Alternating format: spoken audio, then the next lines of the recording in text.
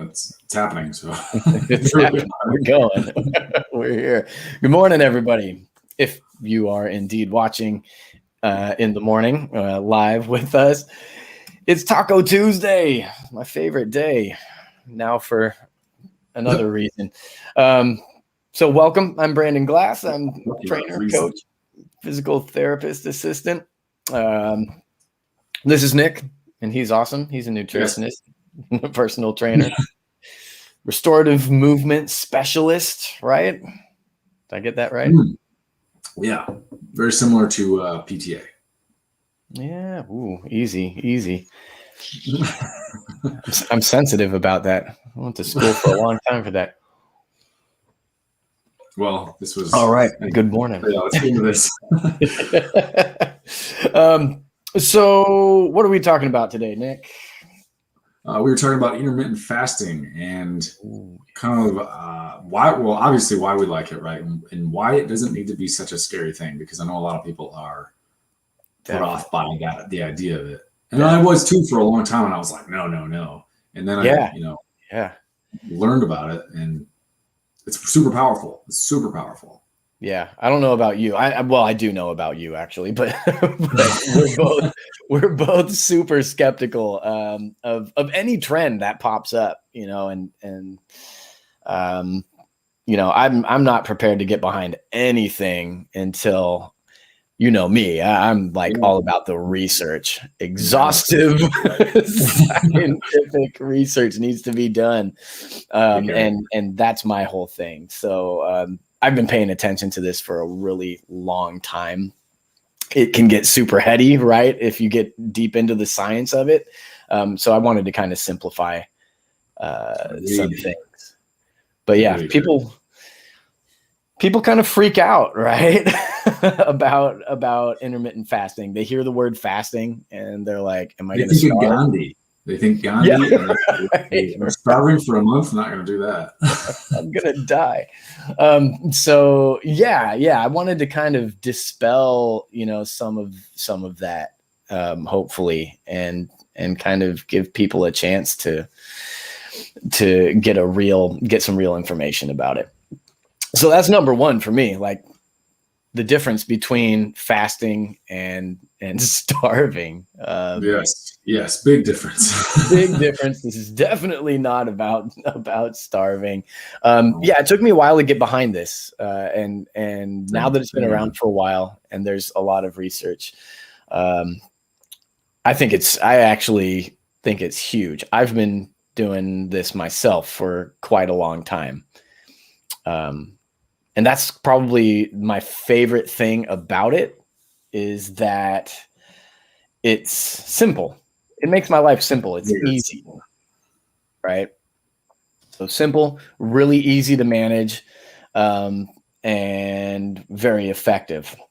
Right. How many people are like, they just want things to be easy? They don't want to have what can I eat, what can't I eat. They don't want to have to know exactly how many macronutrients they want to have. How many carbs am I going to eat today? That's hard. Yeah, that's hard. That's a pain in the ass, right? Like all the counting and agreed. So actually, I want to ask that question of people who are watching. Like, are you looking? Are you looking for ways to simplify? How many of us are looking for ways to simplify our lives? Because when we get, me, this dude, right? Because when we start looking at our health, that's one of the biggest things, I think, that keeps people, like, holds people back, right? It's kind of that, again, back to that paralysis by analysis thing. There's so much information. We think that, oh man, now I'm taking on like some new thing or taking these steps that's going to complicate my life. And that sucks, right? It keeps me from doing a lot of stuff. I'm like, my life is full. I don't need one more thing. And this actually, fasting makes it a lot easier. Yeah, right? It takes away all of the minutia, all of the stuff. And it doesn't necessarily mean we take it away and we don't do it. But it makes, as we've said like 4 or 5 times already, it makes it simple. It makes things much more simple. Totally. So, I'm all about that, right? Yeah, exactly. So I'm wondering, like, how many people really understand how how it works, like how to actually do it, right? What it actually is. Yeah. People do. Yeah. So it's really just an eating window, right? Like that's kind of how I look at it. It's just choosing what times you're eating. Mm-hmm.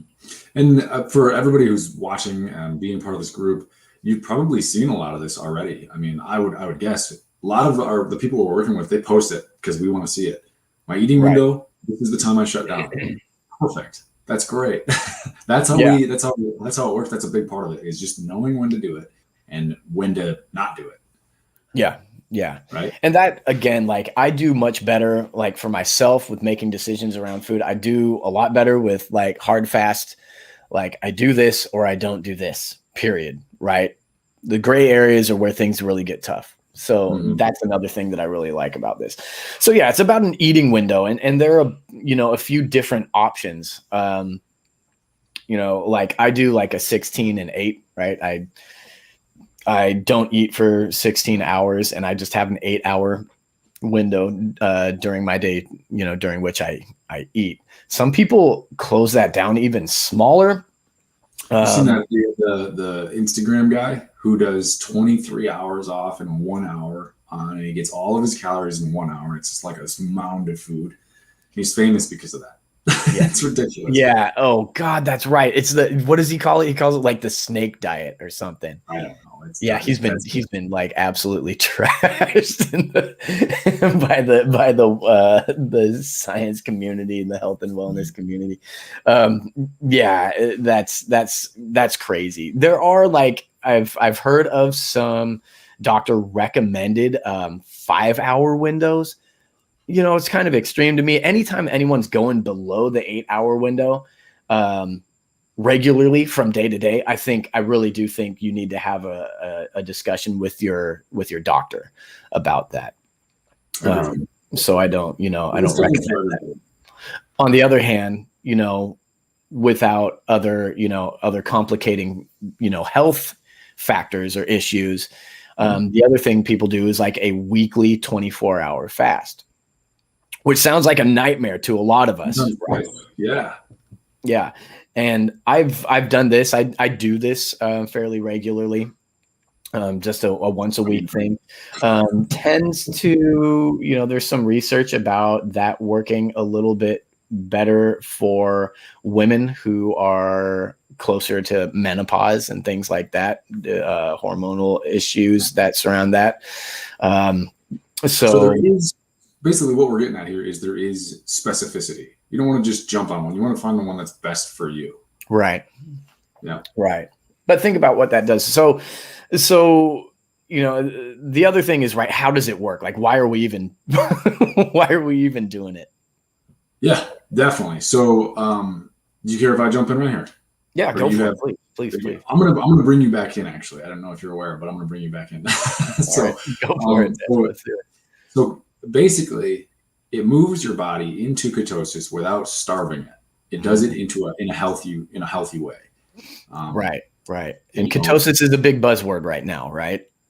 It's a big one, and it has been for a couple of years now. Yeah. But it does it without moving your body and brain into what a lot of us consider to be starvation mode.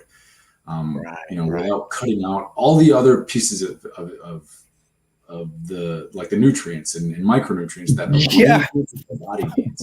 Vitamins. Right. Seriously. Fiber. So much of it comes from where we get our carbs, or we get carbohydrates. So intermittent fasting, you can eat carbs. There's no heavy restrictions. There are some that were like, hey, let's maybe take a step back on, right? You don't want to get all of your calories from like bread, right? Right. Still, but it does allow us to kind of jump into some of that stuff. Yeah, but the fact of the matter is so there's a lot of fad diets out there. They're saying don't eat anything, don't eat this, restrict that, and the fact of the matter is this and that. They have a lot of those micronutrients in it, and if we eliminate those things, if we just completely cut them out of our life, it's not sustainable. It's not something that our bodies can necessarily maintain without getting imbalanced. And it's not something that our brain can maintain without becoming wildly imbalanced. Right. And it can be a little dangerous, but by doing something like that. And it makes things a lot more complicated again, too, right? Like, exactly, right. And you know what? A lot of times it works. Like, we've all seen the people who are like, oh, I went keto and I lost 90 pounds. That's great. It really works. But as soon as you stop keto, your body has been in this starvation mode for such a long time, packs it all right back in to all the spots we don't want it. Belly, butt, hips, thighs, like it just packs it everywhere because it thinks it's going to start starving again. Yeah. Yeah. So, see a lot of that. Yeah, so Brandon, I was going to ask, actually, you already mentioned all the vitamins and nutrients. And so that's what I was going to ask. I was going to bring you back in for. Do you have anything to add on to that? If you eliminate these things, what else is at risk? Oh, God. Well, I mean, all kinds of things, right? I mean, those vitamins and a lot of the micronutrients, right? A lot of our systems depend on those things, right? And so what I see a lot, when people cut out an entire food group or they really restrict their veggies, the thing that I see happen is these health issues. You jump into like any keto group or something, if you look at that, like the first thing you're going to see is people talking about things like constipation and like, gnarly stuff. Other things, this actual stuff, we have seen this and it's scary. Yeah. And it's not to say that like, again, like I try to stay like, there's some people who balance that diet well, and it just seems like a ton of work, because what happens is then now you've got to replace those things. So those micronutrients. And so now we have to take supplements, right? So, and then like collagen, like people like hair falling out, like is an issue as well. So, it gets really, again, coming back to just simplifying our lives. Our bodies are really kind of meant to work with intermittent fasting, right? Naturally, you think from like a hunter-gatherer perspective, that's historic. We're going to history right now. Yeah, that's kind of what we're meant to do. And it looks like we've been interrupted again. I don't know. Okay. Not on mine. It looks all right. I think if anybody's out there, just give us a thumbs up. Do something. Let us know that we're still alive. Okay. Yeah. Well, let's keep going. We're still recording. So if it's bad, we'll post it again. So yeah, from that perspective, right? Our bodies are meant to, eat a pretty, solid meal, right? We gather, we hunt, we have our meal. Okay. It might be a while before we get to the next one. We want to eat every day, of course, if possible, but it hasn't, our bodies are designed, to run on these two different fuel sources. So that kind of gives me, that's a good segue into how this really works, right? We have our two separate fuel sources, right? You have your glycogen. I like to kind of, simplify it. Like we've got our glycogen bucket, right? That's carbs, basically. What is glycogen? Glycogen is our, again, it's a fuel source. So it comes from, sugars, right? Broken down sugars. Healthy sugars. Thank you. Not refined sugars. And then you have, your fat bucket, right? That's your other energy source. Now, normally the body is kind of like shifting back and forth between these things depending on what you're doing. Glycogen for like hard work when you need immediate energy for something difficult, right? Think like your HIIT workout, a sprint, something like that, right? Glycogen. Okay. Walking up and down the stairs, even like that can be a little bit more effort than just walking on flat. Yeah, depending on what it is you do, right? Or your activity level, right? So it's different from person to person a little bit. But then you have, right, your fat bucket. It's a little more slow burning. It takes longer for the body to process fat, to metabolize fat and turn it into fuel, right? So that's more for our longer term stuff. So here's the thing. You've got our two buckets, right?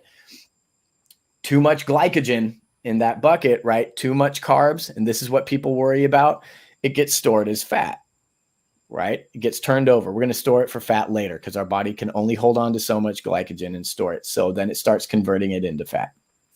for later use. All of us have fat on our bodies, even if it's not very much, right? You always have that fuel source there. The idea with fasting, with intermittent fasting, is to take that glycogen bucket and deplete it, right? You still have a fuel source, fat. And that's what we want to be burning most of the time. That's what most people are here for, right?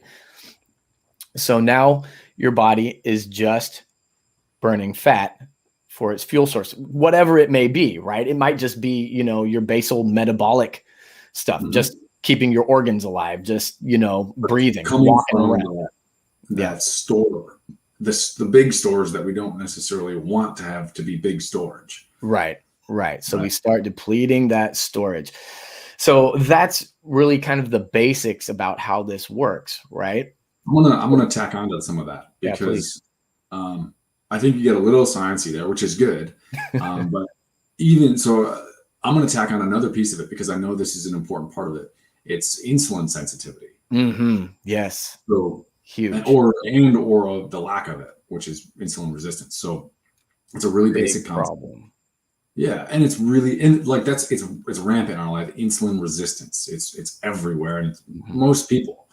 It's because of what we've been conditioned to eat and how often we eat and how readily available everything is. Every time I'll get into that, but this is a super simple concept, right? So you're either insulin resistance or you're insulin sensitive, right? And we don't need to go into the science of it all unless you want it all. But basically, you're either gaining fat or you're burning fat, and the more resistant you are to this insulin, the more fat you're going to end up with. And there's a lot more other hormones that are involved in this, but insulin's like a key player here. Right, because insulin does what? So being sensitive, when you're sensitive to insulin, it increases your metabolic rate, essentially is what goes up. And that's your metabolism. So if helps you process carbs, tells your body to process carbs as well, right? Right. Break down sugars, get rid of them, burn them off. Yes. So if your body becomes insulin sensitive, this is good. You're going to start burning more fat. And the only way to make that insulin sensitivity is to fast. Yeah. To stop telling it to produce insulin all the time. Yeah. And every time we're eating insulin. Right. It's like any substance, right? I compare it to like anything, like drugs or alcohol, right? Whatever.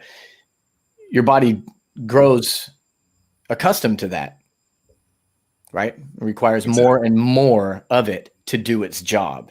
Yep. Right. It becomes more and more resistance. Right. It becomes more and more difficult to do its job if it's used to doing it all the time. Think about, I don't have a good analogy for this, but I'll think about it. Okay. Is anybody buying into intermittent fasting at this point? Is anybody like, okay, actually, this is making a little more sense? Maybe you need a little kick, another little boost in the right direction. But is anybody like, are you there? Are you starting to kind of gather onto this? Because I know like the idea of intermittent fasting can be scary, like we said to begin with. This isn't a new concept to us. We were very resistant to it when we first discovered this, however many years ago. But yeah, Gina just jumped in. She said she was. Yeah, I remember that. We had several behind the scenes chats. Yeah, that's awesome. Yeah, and Gina's killing it too. So yeah, it makes sense, but it doesn't happen immediately. Also, everybody needs to know it's something your body has to get reintroduced to being sensitive to insulin, and then your body can make adjustments over time. Yeah. And it only happens when you stop sending those impulses to your body with things like snacking or constant meals, right? That's what tells your body to produce more insulin. It's like, oh, we've got this glucose spike. We need to produce insulin, right? And so if you're always doing that, it's just like, Jesus Christ, all this insulin, right? All the time, right? You have to stop telling your body to do that all the time. And it's important. It really is, right? Because this is an issue that is, this is a major cause of diabetes. Big, yeah. Yeah, huge. So intermittent fasting actually works well for diabetics. Again, very important issue for you to talk about with your doctor. Yes. Right? Just to be clear. We know some stuff, but it's also, everybody has an individual level. So medical issues. There's our medical team. Our waiver for the day. Yeah. So I'm hoping that clears up some things and that makes some sense for people. Somebody just asked a question: how many hours for fasting? Depends. It depends. Yeah, it depends. It's a great question. I love it. Yeah, it's a great question. Yeah, for myself and what's that? I was gonna answer it straight up. It depends on a lot of factors. If you've done it before, how often have you, how long can you go comfortably without food? There's a lot of factors here. Right. But I'm getting some reverb, but the main thing to remember, right, is that it's supposed to make your life simpler. Okay. For me, I recommend that people start with an 8-hour window, right? Eating window. Okay. I eat from 11 a.m. to 7 p.m. Okay. And what you have to keep in mind, right, is that the longer, and I want to be careful here, but the longer you fast, right, the longer your body is in that ketosis state, right? You within so many hours, usually past 12 hours, right, we've depleted those glycogen stores, unless you just went totally ham the day before. You've depleted those glycogen stores, and now you're in ketosis, right? You're burning that fat, right? And that's a whole extra point. Yeah. But you just said if you went ham the day before, that brings up a whole extra point. If you pair this with a little activity, it doesn't even have to be much. Something you enjoy doing, and a little bit of such a huge level up. Yeah. And then tack on some anti-inflammation foods and dietary lifestyles, you're going to be killing it. Yeah. It's a huge level up, fasted exercise and that type of thing. But that's a whole other conversation. We're already past 20 minutes. This is that's way longer than we expected. Again, I hope that answers some questions. Like I said, some people go for a longer window, a bigger fasting window, but I always think that it's best to start out with that 16 and 8. That's really kind of a basic way to jump into it. All right. Agreed. Anything else? I'm actually going to tack on one more little thing. I actually have some people, depending on where they're at, how they've been, what's comfortable for them, just start even lighter than that. Say just a certain amount of time in the evening. Don't eat that. And that's it. Just make it simple. Right. And that's kind of that's how that's how we start people a lot of the time. It's let's just start on one end of your day, right? And then we get to the other stuff later. It's all about simplicity. Yeah. All right, guys. We're gonna get out of here. Thank you everybody for coming. Thank you for watching. Yeah, we love you guys. Please, if this stuff is helpful for you, bring a friend, tell them, about this. And the biggest thing, again, is that you guys are lifting each other up in the group. And I love that. This group is busy and active and super positive. Man, I love it. It's a good time. It's a lot of fun. So you guys are everything that Nick and I wanted this group to be. And we really do. We love you for it. So thanks for being here. That's true. All right. All right. Nick's going to cry, I think. Thank you. Bye, guys.